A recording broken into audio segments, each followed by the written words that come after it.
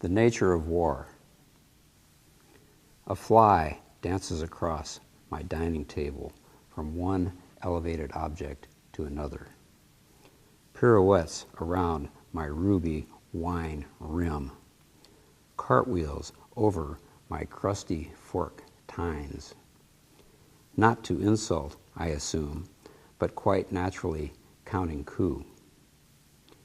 Resting at last on a gladiola spike, he confidently surveys his inventory of resources.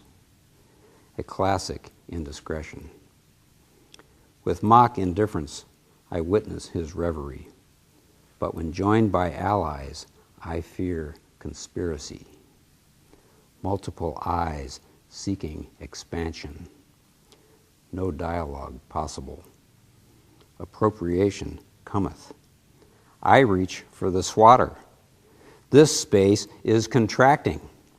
These resources are mine. The line is drawn. Such is the nature of war.